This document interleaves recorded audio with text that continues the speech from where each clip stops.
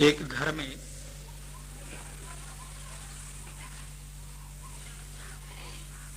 परिवार के सभी लोग साथ में बैठकर भोजन कर रहे थे। क्योंकि सभी लोग भोजन के समय ही इकट्ठे हो पाते थे,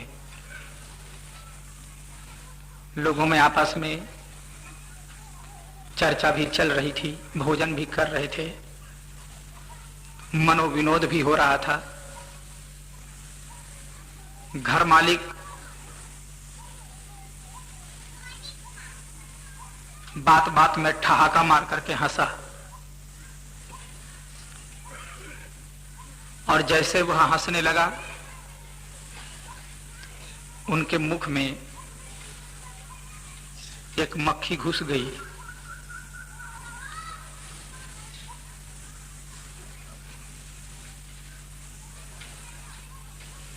अभी कहा पूरे परिवार में जो एक माहौल था हंसी का,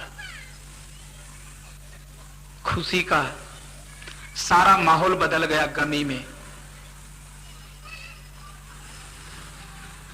जैसे उसके मुख में मक्खी घुसी, उल्टी होना शुरू हो गया। डॉक्टर बुलवाया गया। डॉक्टर ने कहा, भाई मुख में मक्खी घुस जाना कोई बीमारी तो है नहीं, मैं इसका इलाज क्या करूं? यदि मक्खी पेट में चली गई होगी तो मल द्वार से बाहर निकल जाएगी मर करके, और गले तक होगी तो निकल गई होगी, उल्टी हो गई तो मक्खी तो उसी में निकल गई होगी।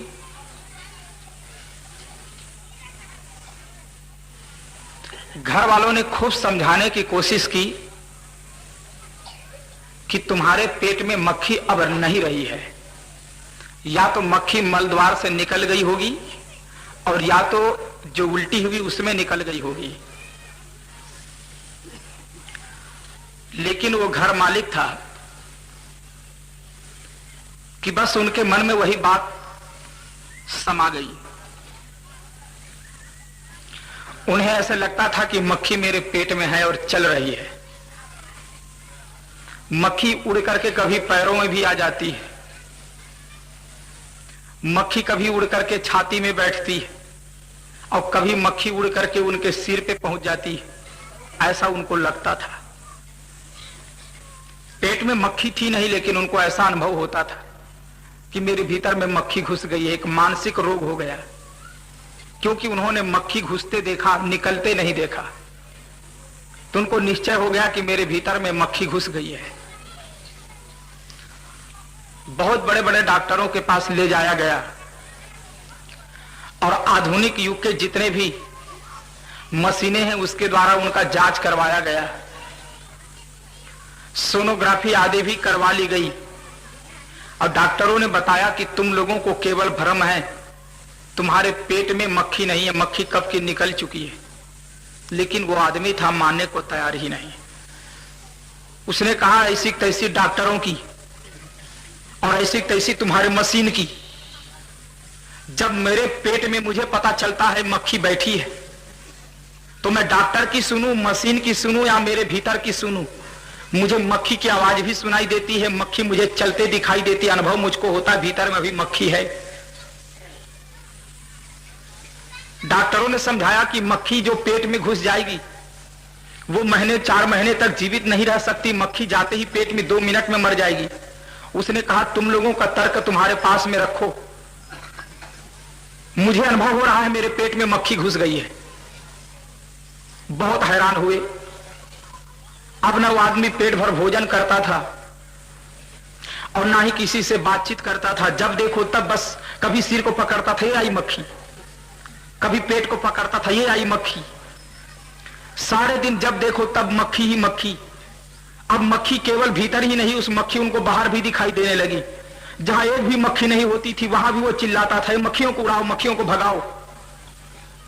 घर के लोग सोचे आदमी पागल हो जाएगा, इनके लिए कुछ करना चाहिए।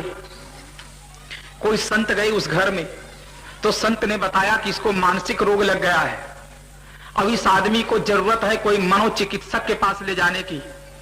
जो डॉक्टर मानसिक रोगों का इलाज करते उनके पास इनको ले जाओ, तब इनकी बीमारी दूर होगी। उस आदमी को मनोचिकित्सक के पास ले जाया गया और जब पहुंचा मनोचिकित्सक के पास, पत्नी ने उस आदमी के जिसको मक्खी की बीमारी थी, उनके पत्नी ने डॉक्टर को बताया कि ये बात है, इसके भीतर मक्खी है नहीं, एक बार ऐसे घुस गई थी हंसते बोलते, और तब से परेशान है। उन्होंने कहा तुम चिंता मत करो, ये बिल्कुल ठीक हो जाएंगे। उनको तख्त पर लिटा दिया। डॉक्टर आया, हवाला लगा करके देखा और कहा कि पता नहीं कैसे बुद्धू डॉक्टर रहे होंगे वे लोग जिन्होंने तुम्हारा जांच किया, और सोनोग्राफी भी उनकी फेल हो गई। अब मुझे तो केवल आला रखने से पता चल रहा है भीतर से मक्खी का आवाज आ रही है, तो तुम्हारे शरीर में मक्खी। तो आदमी एकदम खुश हो गया, उसने कहा हाँ ये है डॉक्टर, बिल्कुल आप डॉक्टर साहब आप बिल्कुल ठीक कहते, मक्खी मेरे भीतर में है, ये दुनिया के लोग मुझे मार डालना चाहते थे, ये कहते तुम्हारे भीतर में मक्खी नहीं। पत्नी घबराने लगी। पत्नी ने सोचा कि मैं तो सोची थी कि इनका मन का रोग मिटेगा, ये डॉक्टर तो और उल्टा रोग लगा रहे हैं, कहते मक्खी घुसी ही इसके पेट में। पत्नी ने कहा डॉक्टर साहब आप और ये क्या बता रहे हैं? डॉक्टर ने अपने होठों पर अंगुली रखकर इशारा किया कि चुप रहो, बोलना नहीं अभी। उस आदमी को कहा कि तुम आंखें बंद कर लो, लेट जाओ, अब मैं तुम्हारे जांच की प्रक्रिया शुरू कर रहा हूं। वैसे पता तो चल ही गया है कि तुम्हारे पेट में मक्खी है, और थोड़ी देर में निकालूंगा। जब मक्खी तुम्हारे पेट में हो तब मुझे बताते रहना, खाली आंख बंद रखना और बताते जाना कि मक्खी कहां घूम रही है, देखते रहना, भीतर में तुम्हारे मक्खी घूमेगी बताना। पेट से जब छाती में आए तब बताना, और गला के समय आए तब जरूर मुझको बताना कि अब गले में आ गई है मक्खी। और डॉक्टर ने उनके पत्नी को एक दिया बढ़िया कांच का बोतल, और कहा कि एक मक्खी पकड़ करके लाओ, इस बोतल में भर दो, बाहर से मक्खी पकड़ के लाओ, बोतल में भर दो। तो उनके पत्नी ने कहा इसका क्या करोगे मक्खी का? कहिए मत पूछो मत, तुम केवल देखते रहो, मैं जो कह रहा हूं वो करो। उनकी पत्नी एक मक्खी पकड़ ली, बाहर से उड़ रही थी उसको, और कांच के बोतल में डाल करके डॉक्टर को दे दी। डॉक्टर ने कांच के बोतल में डाट लगा दिया, मक्खी भीतर रही, मक्खी दिखाई देती थी बोतल में, और डाट लगा करके पहुंचा पेशेंट के पास जहां उसको लिटाया था आदमी को। उनसे पूछा कि अभी मक्खी कहां है? कहा अभी छाती पर है। कहा थोड़ा जोर जोर से खांसो तो गले में आ जाएगी मक्खी। तो उसने खांसना शुरू किया। कहा अब कुछ अनुभव होता है, मक्खी गले पर आई? कहा हाँ डॉक्टर साहब गले के पास में है अभी मक्खी।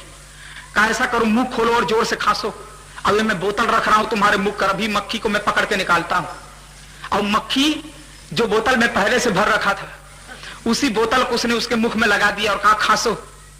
जब उसने जोर से खांसा तो मक्खी उसके मुख से तो निकली नहीं, अब बोतल में पहले से भर रखा था मक्खी। बस उसने डांट बंद कर लिया, अंगूठा लगा दिया डांट खोल करके, मक्खी भीतर रह गई। और उनसे कहा कि अब तुम उठो, तुम्हारा इलाज हो गया है।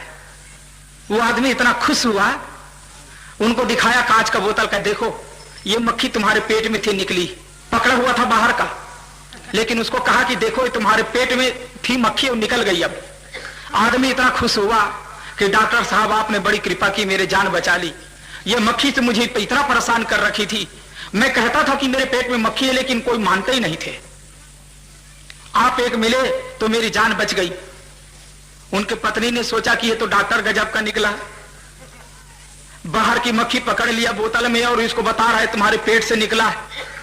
डॉक्टर ने उनके पत्नी को बुलाया और कहा कि देख जीवन भर तू कुशल चाहती है इसका, तो जीवन भर इसको मत बताना कि मक्खी बाहर से पकड़ी गई थी,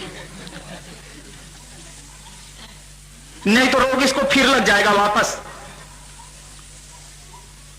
अब पेट में मक्खी घुसेगी तो कहीं जिंदा रहेगी वो, लेकिन एक रोग बन गया मानसिक। ऐसे ही हमारे भीतर में अंध मान्यताओं की मक्खी घुस गई है। अनेक प्रकार के अंधविश्वास की मक्खी हमारे भीतर में घुस गई है।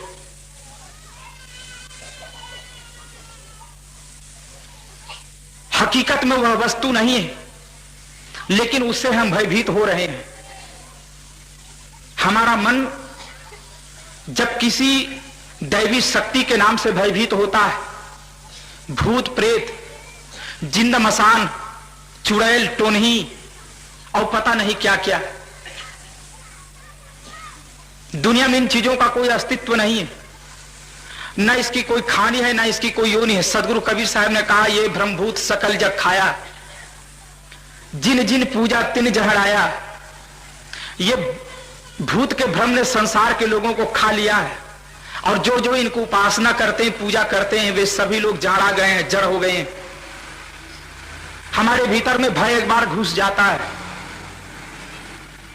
भूत के कारण बहुत कम लोग मरते हैं, लेकिन भूत के भय के कारण ज्यादा लोग मरते हैं। आसाम गुवाहाटी में ब्रह्मपुत्र नदी के ऊपर एक बहुत बढ़िया मंदिर है, कामाख्या माता का मंदिर, बहुत प्रसिद्ध मंदिर, कामाख्या देवी का मंदिर। उससे कहीं 1-1.5 किलोमीटर की दूरी पर पहाड़ की घाटी में विष अनुसंधान केंद्र बना हुआ है, जहां जहर की खोज की जाती है। उन लोगों ने 300 से कहीं अधिक सर्प इकट्ठा किया है। उन लोगों ने बताया कि 300 सर्प जो हम लोगों ने पकड़ रखे हैं, इसमें 330 जाति के सर्पों में केवल 30 सर्प ऐसे हैं जिसमें जहर हैं, और वो भी ऐसे हैं कि कुछ सर्प के जहर इतने हैं कि जैसे किसी को गांजा का नशा हो जाए या किसी को शराब का नशा, बस इससे ज्यादा नहीं। और कुछ एक ही सर्प ऐसे हैं जिसके काटने से आदमी की मौत हो सकती है, इतना पॉइजन उसके पास में है। सभी के पास इतना पॉइजन नहीं, सबके पास इतना जहर नहीं। तो उनसे पूछा गया कि यहां तो गांव में देखा जाता है कि जिस आदमी को सर्प काट लिया उसकी मौत ही हो जाती, कारण क्या है? उन्होंने बहुत सुंदर बात बताई। उन्होंने कहा कि सर्प के काटने से कम लोग मरते हैं, सर्प के जहर से कम लोग मरते हैं, सर्प ने काट लिया इस भय से ज्यादा लोग मरते हैं। और इसका प्रयोग किया गया है। एक आदमी लेटा हुआ था, उसको जानबूझकर चूहे से कटवाया गया। चूहा ने उसके पैर को काट लिया और उसके बाद चूहा को गायब कर दिया गया और एक दांत तोड़ करके सर्प रखा गया था। सर्प के दांतों को तोड़कर रखा गया था, उस सर्प को वहां रख दिया गया। जब चूहे ने काटा, उस आदमी की नींद खुली, और नींद खुली तब उसने देखा वहां पर सर्प बैठा है। तो देखा कि आधे घंटे में उस आदमी की मौत हो गई। अब कोई भी आदमी बता सकता है क्या चूहे के काटने से किसी की मौत होती है? लेकिन चूहे के काटने से आदमी की मौत हो गई, क्योंकि उनको निश्चय हो गया कि मुझे सर्प ने काट लिया है। एक मानसिक भय हो गया।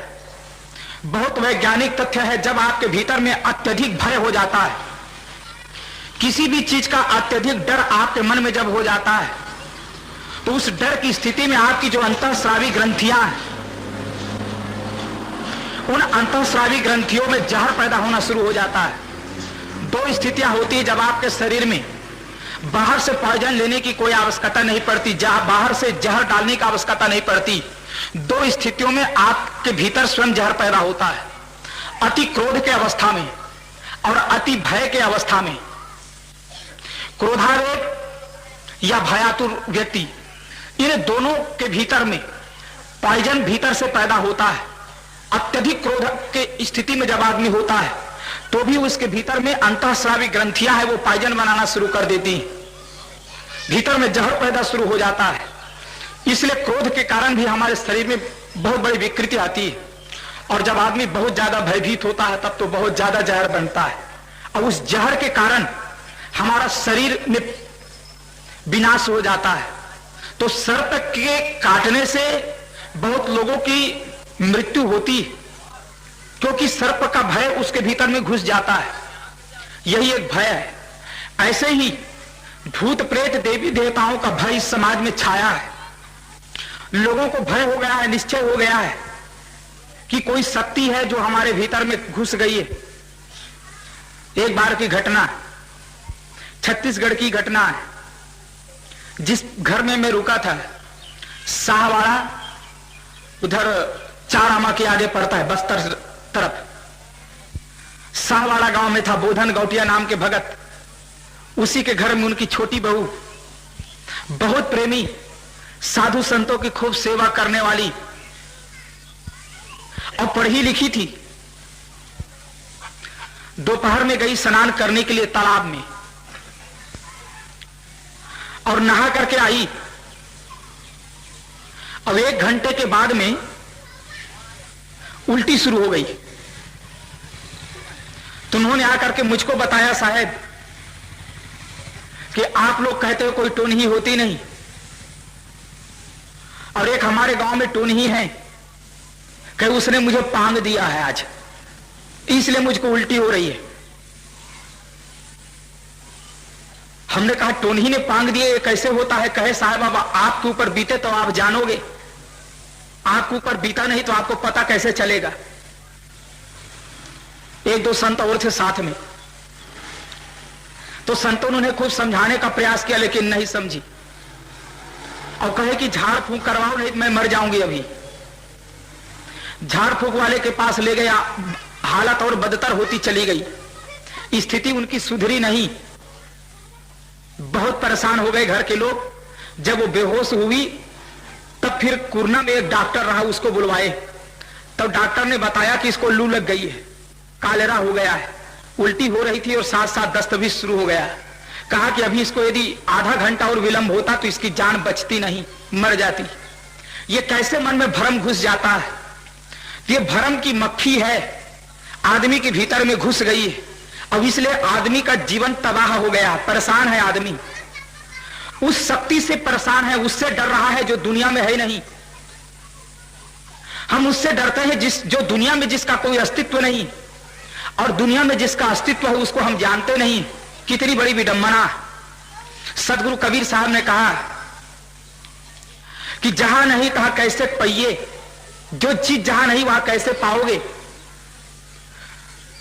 जहां है वहां हम कोई चीज को खोजते नहीं, जो है उसका बोध नहीं, और जो नहीं है उसको पाने के लिए ललकते हैं या उससे हम भयभीत होते हैं। यह हमारे जीवन के लिए बहुत दुखद घटना है। देवी देवताओं के नाम पर हमारा समाज कितना भटका हुआ है। स्वामी विवेकानंद जो हिंदू धर्म के लिए बहुत बड़ा कार्य करने वाले महापुरुष हुए, यद्यपि वे भी मानवता के पुजारी थे, लेकिन उनका अपना एक तर्क था कि जिस समाज में हम पैदा हुए उस समाज का पहले विकास होना चाहिए और फिर संपूर्ण मानवता की चर्चा होनी चाहिए।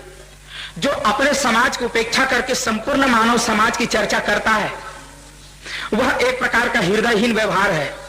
जैसे कोई आदमी अपने मां को तो मां ना मानता हो और कहता हो कि पूरी दुनिया के लोग मेरी मां है, जो अपने मां को भी आदर न दे पाता हो और संपूर्ण दुनिया के लोगों को अपने मां मानने को तैयार हो, वो पुत्र कैसा होगा? जब दुनिया की माता हमारी मां है तो क्या अपनी मां मां नहीं है? ऐसे संपूर्ण समाज के लोग मेरे हैं तो अपने लोग मेरे क्यों नहीं है? हृदय की विशालता होनी चाहिए। स्वामी विवेकानंद हिंदुत्व को उत्थान के लिए बार बार बोलते रहे और कई बार उनका हृदय विगलित होता था, उनका हृदय आहत होता था समाज की दशा को देखकर। वे कहते थे, उनका एक वचन आप उनके प्रवचनों को पढ़ें तो आप पाएंगे बार बार, वे कहते हैं कि मेरे देश में देवी देवता और संप्रदाय ऐसे जन्मते हैं जैसे बरसाती कुकुर मुत्ते। बरसात के कुकुर मुत्ते आपने देखा होगा, छत्तीसगढ़ी में जिसको कहते हैं फूटू। आषाढ़ के महीना की पूजा करने वाला भारत और कुबेर की पूजा करने वाला भारत, यह देश गरीब का गरीब रह गया। और जो अमेरिका वालों ने, इजराइल वालों ने, इन लोगों ने कभी ना कुबेर की पूजा की ना धन लक्ष्मी की पूजा की, लेकिन इनके पास धन खजाना, कुबेर का खजाना वहां गड़ा है। और जो हम लोग पूजा कर रहे हैं कुबेर के और धन लक्ष्मी के, हम धनहीन बने।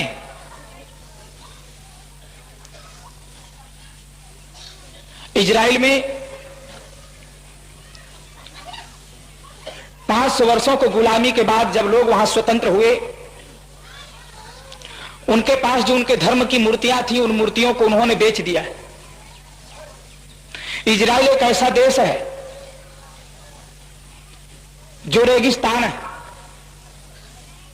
वहां मिट्टी नहीं मिलती लोगों को, रेती है और पानी का बहुत अभाव है। जहां राशन कार्ड पर पानी बिकते हैं, ऐसे देश में दुनिया की सबसे अच्छी और वैज्ञानिक खेती होती है तो इजराइल में होती है। ग्रीन हाउस, टिपक पद्धति, अनेक प्रकार के वैज्ञानिक आविष्कार उन लोगों ने किया है, इजराइल वालों ने। हर किसान के पास अच्छी से अच्छी सुविधा है, मोटर गाड़ियां हैं, खाने पीने की चीजों की कोई कमी नहीं। संपूर्ण विश्व में सर्वाधिक अच्छी खेती होने वाला देश इजराइल है। और दुर्भाग्य है हमारा भारत देश जो कृषि प्रधान देश कहलाता है और यहां 70% आबादी गांवों में रहती है और जिनका संपूर्ण जीवन कृषि पर ही निर्भर है। यहां कृषि में भी कोई विकास नहीं हुआ है। जो प्रांत के लोग धान बो रहे हैं वो केवल धान के पीछे लगे हैं, उन्हें कोई नई फसल सूझती नहीं, कोई नई राह दिखाई देती नहीं। जिस प्रांत के लोग गन्ना बोने में लगे हैं वो गन्ना ही बो रहे हैं और कोई दूसरी फसल नहीं बो पा रहे हैं। कृषि में जो सुधार होना चाहिए था आवश्यक, आज तक सुधार नहीं हो पाया। धन लक्ष्मी की पूजा करके आपका धन नहीं बढ़ेगा।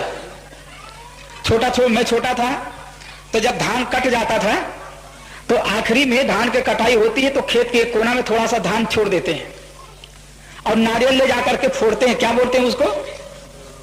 बरहौना। तो अब मुझे क्या पता कि धान किस लिए रखा है। मैं सोचा इतना धान भूल गए, हंसिया वहीं पड़ा था तो उठा करके काटना शुरू कर दिया। तो माता जी एकदम नाराज हो गई, कहे गरौना बढ़ौना काट जारिस। शब्द भी बढ़िया मिल गया। अब मुझे क्या पता ये क्या बढ़ौना है। तो बोले अब 2 साल तक घर में अब धन ही नहीं होगा, अब खेती में धान होगा ही नहीं। मैंने कहा ऐसा क्यों? कहे तो बढ़ौना भी पूजा ही नहीं किए थे। अब आप लोग बढ़ौना धान को रख करके नारियल फोड़ रहे हो, पूजा कर रहे हो, आप सोचते हो कि धान बढ़ेगा। कैसे धान बढ़ेगा? हमारे भीतर में इतनी सड़ी गली मान्यता भरी है, ऐसे विचार भरे हैं। कृषि के लिए चाहिए टेक्नोलॉजी, वो तो हम ला नहीं पा रहे हैं। कृषि को चाहिए एक वैज्ञानिक दिशा, उस दिशा में आवश्यक सुधार नहीं कर पा रहे हैं। और हम सोचते हैं लक्ष्मी जी की पूजा करके हमारे घर में धन संपत्ति बढ़ेगी। मंदिर में गए और जय जगदीश हरे आरती गाते हैं। कैसी हमारी आरती भी? हमारे भगवान की आरती भगवान के लिए नहीं होती है। हम लोग जो भगवान की आरती करते हैं उसमें भगवान का कोई लेना देना नहीं है। मुख्य बात तो भीतर छिपी रहती है। क्या कहती है आरती हमारी? जय जगदीश हरे स्वामी, जय जगदीश हरे। नीचे क्या कह रहे हैं? भक्त जनों के संकट क्षण में दूर करे। और भक्त जनों के संकट दूर ना करे तो ऐसी कैसी जगदीश भगवान की भी? भगवान को हम क्या भगवान के लिए याद कर रहे हैं क्या? हमारा देश दूसरे नंबर में धर्म प्रधान देश भी कहलाता है और धर्म प्रधान देश में भगवान को भगवान के लिए याद नहीं किया जाता। भगवान की याद की जाती है भोग पदार्थों के लिए, भगवान की याद की जाती, परमात्मा की याद की जाती पैसे के लिए, परमात्मा की याद की जाती है परिवार के लिए और परमात्मा की याद की जाती है पद के लिए।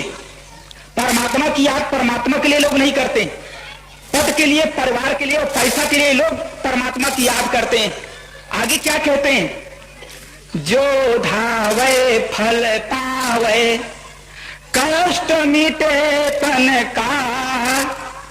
अब जो ध्याता है वो फल तो पाता है, ये तो बात तो पूरी हो गई। अब पहले तो सब बात कही ही दिए कि भक्तजनों के संकट क्षण में दूर करे, लेकिन इतने में भी संतोष नहीं मिला। और थोड़ा व्याख्या करते हैं, कष्ट मिटे तन का, और असली बात बताते हैं। सुख संपत्ति घर आवे, और सुख संपत्ति यदि घर में ना हो तो आप निष्पक्ष हृदय से सोचिए कि आप भगवान के पुजारी हैं या भौतिक भोगों के पुजारी हैं। और यदि हमारी यही अपेक्षा है कि भगवान की पूजा करके हम भौतिक चीजों को प्राप्त कर सकेंगे, तो हमारा देश जो धर्म प्रधान देश है, यहां एक भगवान नहीं, अकेले हिंदू धर्म में, अकेले इस हिंदू समाज में 136 संप्रदाय है। कितने? उस समाज में, मात्र हिंदू समाज में 236 संप्रदाय छोटे बड़े, और सबके अपने अलग अलग देवी है और सबके अपने अलग अलग देवता है। अभी देवी देवता सब मिल करके हमारे देश का भौतिक विकास नहीं कर पा रहे हैं। आप सोचिए कि धर्म के नाम पर हमारी मानसिकता कितनी बिगड़ी। देवी देवताओं की पूजा करके हम विकास चाहते हैं। हमारे देश में बहुत लोगों का भी मान्यता है कि यज्ञ करने से बारिश होती, वर्षा होती। अभी भी कुछ लोग वैज्ञानिक प्रमाण देने को तैयार बैठे हैं कि यज्ञ कोई गलत नहीं है, यज्ञ वैदिक विधान है और यज्ञ के द्वारा ही वायु प्रदूषण मिटता है। आजकल ये ओजोन फट गया है, इसलिए गर्मी अधिक पड़ने लगी और कुछ दिनों में धरती में हाहाकार मच जाएगा। तो वायु प्रदूषण को मिटाने में सहयोग देता है यज्ञ, और यज्ञ से वर्षा होती। मैं कहता हूं यज्ञ से वर्षा करने वाले लोगों से मेरा नम्र निवेदन कि चले हमारे गुजरात, काठियावाड़, सौराष्ट्र में जहां समुद्र के किनारे लोग बसे हुए हैं लेकिन पानी के लिए तरस रहे हैं, और राजस्थान के मारवाड़ क्षेत्र में चले जहां 5 वर्षों में कहीं एक बार पानी के दर्शन होते हैं लोगों को। जो लोग बरसात के दिनों में छत का पानी इकट्ठा करके रखते हैं, हौज बना करके, और उसी पानी को 4-4 साल तक पीते हैं। इतनी जहां दशा खराब है वहां पर यज्ञ करें, और यहां यदि वर्षा हो जाए तो हम माने कि यज्ञ से वर्षा होती। लेकिन नाम सुना होगा सोवियत रूस का। सोवियत रूस में लोगों ने एक व्यवस्था बनाई कि वे बादल को ढकेल करके ला सकते हैं और बर्फ का छिड़काव करके वे वर्षा कर सकते हैं। हम विज्ञान की पुजारी नहीं, यद्यपि हमारा देश विज्ञान का पुजारी, हमारे शास्त्र हमको विज्ञानी बनने के लिए कहते हैं। विज्ञान का मतलब होता है किसी भी क्षेत्र में विशेष ज्ञान। हमारा विशेष ज्ञान नहीं रह गया, हम विज्ञान के नाम पर भी गहरे अज्ञान के दलदल में फंस गए हैं। आज भी हम यही दावा करते हैं। तो हमारे यहां देवी देवता की कोई कमी नहीं। लोग कहते 33 करोड़ देवता, 1 करोड़ नहीं। यद्यपि वैदिक साहित्यों में 33 करोड़ देवता की कहीं कोई जिक्र नहीं है। कोई भी जो वैदिक साहित्यों का अध्ययन करने वाला व्यक्ति होगा वो बतावे कि कहां पर 33 करोड़ देवता है, नाम गिनाए। 33 कोट मतलब 33 देवताओं का घोड़ा घेरे की चर्चा हुई, जिसमें 12 आदित्य, 11 रुद्र, 1 इंद्र और 8 वसु और 1 प्रजापति, ये 33 कोट देवता कहे गए हैं। इससे अधिक कहीं देवी देवताओं का कोई जिक्र नहीं है। और गायत्री माता जो बनाए, गायत्री माता कोई ऐसी माता ही नहीं है। वैदिक ग्रंथों में आप देखिए गायत्री एक छंद का नाम है, जिसमें तस्तवितुर्वरेण्यं भर्गो देवस्य धीमहि धियो यो नः प्रचोदयात्। 24 मात्रा का इस मंत्र को गायत्री छंद के नाम से जाना जाता है। ये छंद का नाम है। जो साहित्य का अध्ययन करने वाले लोग हैं वो जानते हैं छंद में अलग अलग नाम होते हैं छंदों के। इस छंद का नाम है गायत्री। ओम भूर्भुवः स्वः इसको बाद में जोड़ करके और आज के समय में गायत्री माता बना करके रख दिया। और एक गायत्री माता के उपासक भाई मेरे पास आए और उन्होंने कहा, साहेब मेरे घर में कुछ नहीं था और मेरी माँ बहुत बीमार थी। जब से मैंने गायत्री माता के मंत्र को, गायत्री मंत्र को, ओम भूर्भुवः स्वः तस्तवितुर्वरेण्यं भर्गो देवस्य धीमहि धियो यो नः प्रचोदयात्, इस मंत्र को मैंने 1.25 लाख बार लिखा और 1.25 लाख जैसे पूरा हुआ, मेरी माँ बीमार थी वो ठीक हो गई। और उसके बाद में मेरी बहन थी, उसकी शादी नहीं हो रही थी, वो भी उसी मंत्र को पढ़ने से हुई। तो मैंने कहा कि तुम्हारे कितने बच्चे? कहा मेरे 3 बच्चे, 2 लड़के 1 लड़की।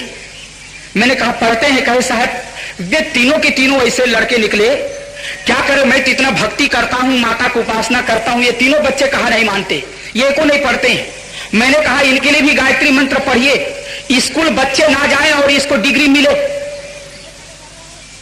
इनके पास योग्यता आ जाए, ऐसे कोशिश करो। योग्यता नहीं चाहिए, डिग्री तो बिना स्कूल जाए भी मिल जाती है। आजकल ऐसी व्यवस्था है हमारे सरकार के पास, हर डिपार्टमेंट में ऐसी व्यवस्था है, स्कूल जाने की कोई जरूरत नहीं। उत्तर प्रदेश में एक भाई मुझको कहता था कि साहब 8,000 रुपए दे दीजिए, पीएचडी का डिग्री करवा देता हूं आपको। मैं कहा गजब कर दिया, मैं क्या करूंगा इस डिग्री को मैं। तो आजकल ऐसे पैसे में डिग्री तो मिलती। तो मैंने उनको कहा कि गायत्री मंत्र आप पढ़ाइए बच्चों को और उसके पास में विद्या आ जाए।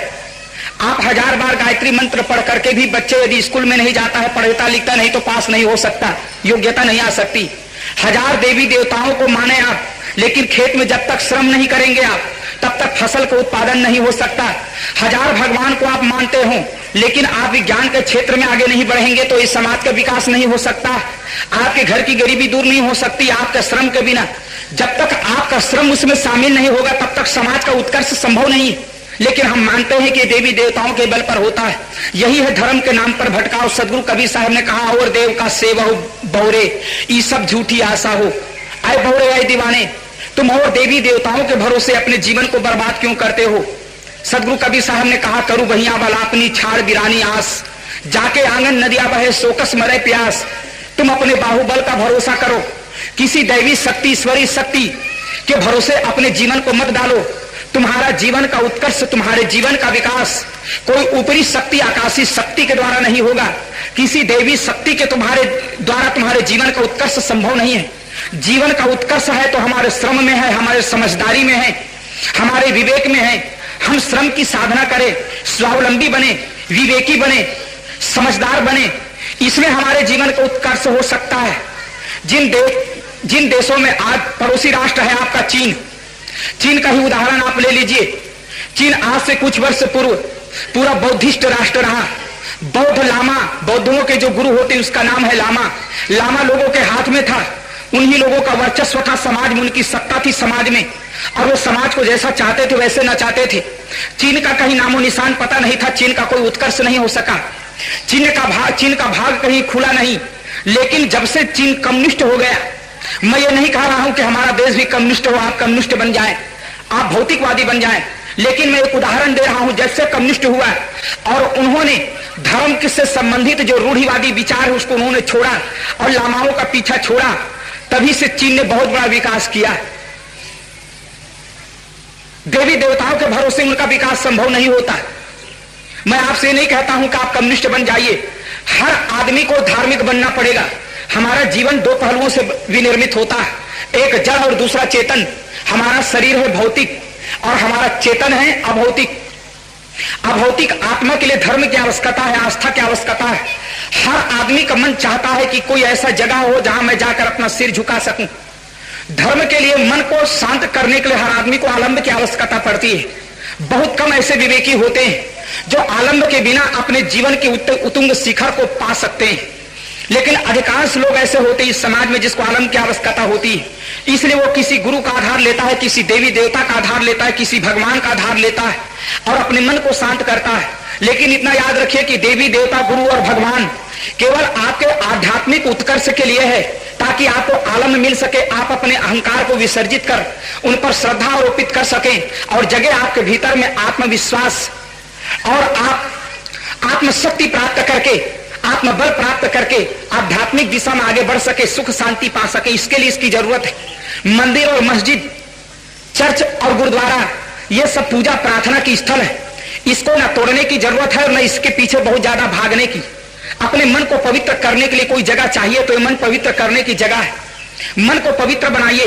ये धार्मिक क्षेत्र है, लेकिन हम भौतिक क्षेत्र को धर्म के द्वारा पूरा करना चाहते हैं। भौतिक क्षेत्र में रुपए पैसे की कमी और हम सोचते हैं कि भगवान हनुमान दादा की पूजा करके हमको पैसा मिलेगा। यह संभव नहीं है। पहले पहले जब अंग्रेज लोग हमारे भारत देश में आए, उन लोगों को बड़ा आश्चर्य लगा। तब यहाँ पर यातायात की सुविधा नहीं थी, सड़कें निर्मित नहीं हुई थी।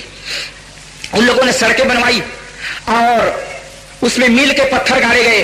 अभी किलोमीटर जो पत्थर गाड़ा जाता है, उस समय मील चलते थे माप में, तो मील के पत्थर उन लोगों ने गाड़े। ऊपर उस पत्थर को रंगा उन लोगों ने केसरिया रंग से और नीचे को रंग दिया सफेद रंग से और बीच में लिख दिया किलोमीटर, दर्शा दिया। तो हमारे देश की जो भोली जनता थी, उन लोगों ने समझा कि हनुमान देवता प्रकट हो गए हैं। हर शनिवार और मंगलवार को उसमें लगा देते थे सेंदूर और तेल इतना सिंदूर चढ़ाते थे और तेल डाल देते थे कि वो क्या लिखा है उस पत्थर में पता ही नहीं चलता था। अंग्रेज लोग बड़े परेशान हुए कि ये मामला क्या है कि हर मंगलवार और शनिवार को बड़ा मुश्किल कि सारे मिल के पत्थर नहाए होते थे तेल और सिंदूर से। उसने सोचा कि अब क्या करें, तो यहाँ के कुछ लोगों ने सलाह दी कि यहाँ के लोग इसको हनुमान दादा मानते हैं, इसकी पूजा करते हैं, ये ऊपर में केसरिया रंग है इसलिए बड़ा गड़बड़ हो रहा है, रंग बदलो। तो उन्होंने ऊपर को हरा रंग से रंग दिया और नीचे को सफेद रंग से। तब यहाँ के लोगों ने कहा हनुमान दादा भ्रष्ट हो गए, अब उसकी पूजा पाठ बंद हो गई। हम कहीं भी जो पत्थर ऊंचा मिल गया उसी को देवी और देवता के रूप में स्वीकार करते हैं। मैं ये विरोध नहीं कर रहा हूं आप लोगों को, आप देवी देवता को ना पूजे। हमारे भारतीय साहित्य में देवी और देवता की उपासना बताइए, वो कौन से देवी देवता की उपासना बताइए, उसको आप याद कीजिए। ये सदगुरु कबीर साहब नहीं बोल रहे हैं, आपका वेद बोल रहा है। वेद में लिखा है कि मातृ देवो भव, पितृदेवो भव, आचार्य देवो भव, अतिथि देवो भव। ये 4 प्रकार के देवता, माता पिता गुरु और अतिथि, ये 4 प्रकार के विशुद्ध वैदिक देवता। आज माता के प्रति प्यार कहाँ रहा, पिता का आदर कहाँ रहा, गुरु का जो सम्मान और गुरु के प्रति जो आस्था होनी चाहिए कहाँ रहा, अतिथि का सत्कार आज कौन कर रहा है। हम अपने संस्कृति से कितने भटके हुए हैं। संस्कृति से विकृति की ओर हम जा करके भी हम समझते हैं कि हम हिंदू हैं और हम ये कहते हैं अपने आप को कि हम बहुत बड़ा विकास कर रहे हैं।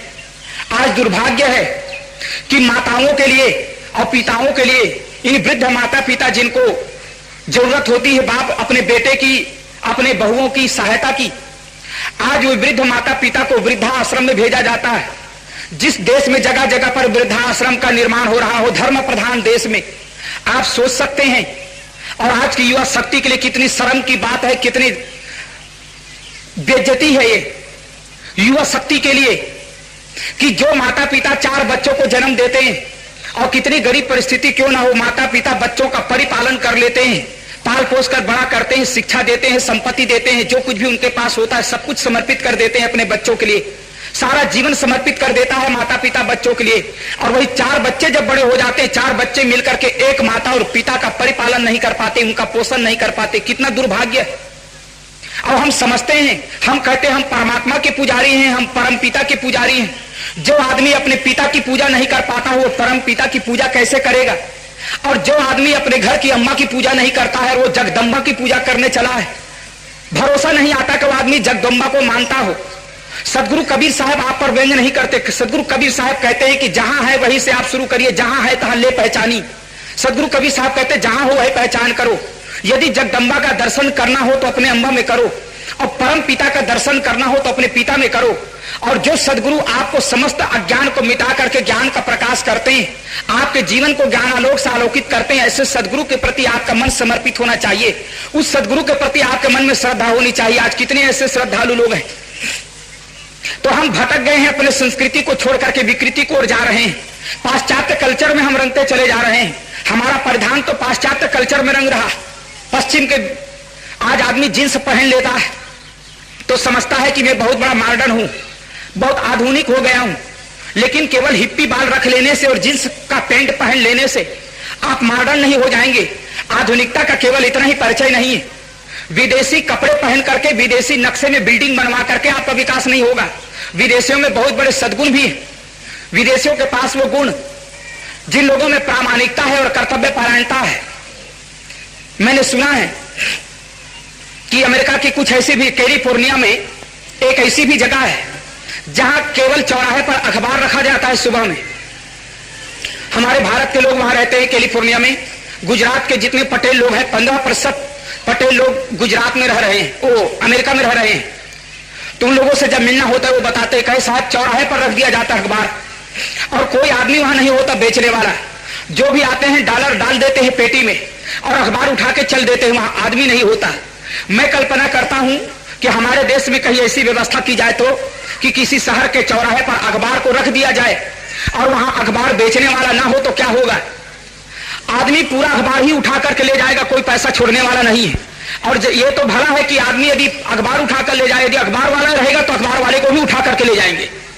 ऐसी ये देश की दशा है। कहां गई हमारी प्रामाणिकता, कहां गई हमारी ईमानदारी, कहां गई हमारे भीतर की कर्तव्य परायणता। हम तिलक लगा लेते हैं, इसी में क्या हम धार्मिक हो गए हैं।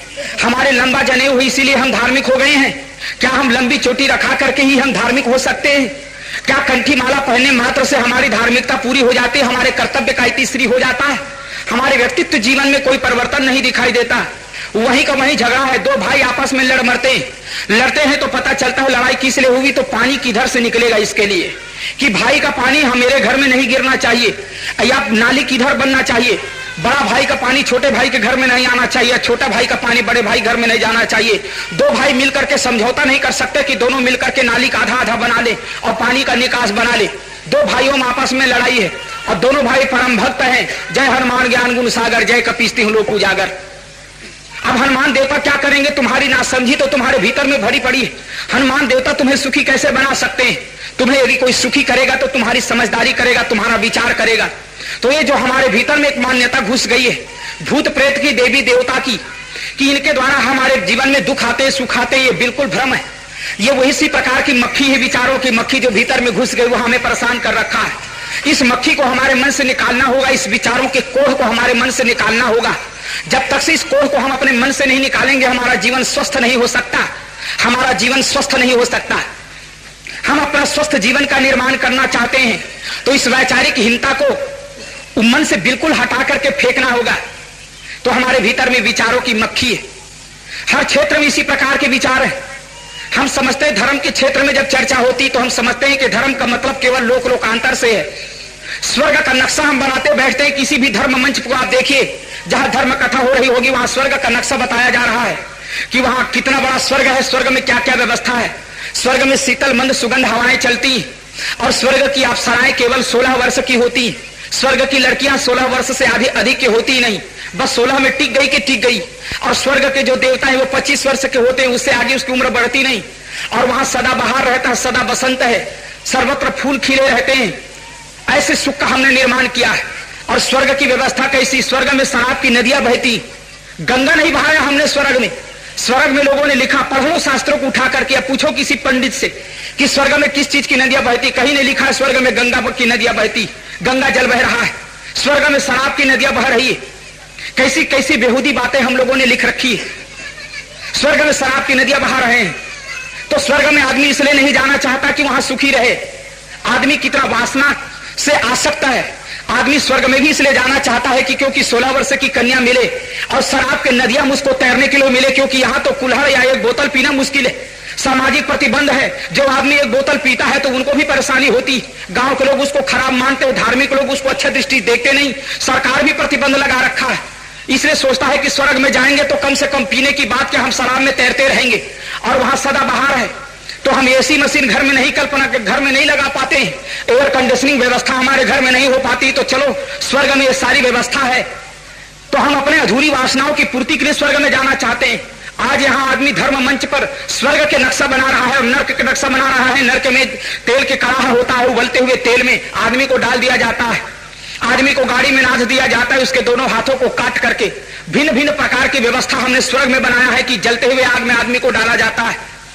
लेकिन आज समाज के समस्याओं पर किसी की दृष्टि नहीं जाती। हमारे समाज में क्या दशा हो रही है, हम समाज में जिस जीवन में हम जी रहे हैं, इस जीवन में स्वर्ग का निर्माण कैसे किया जाए, इसकी चर्चा कोई धर्म मंच पे नहीं होती।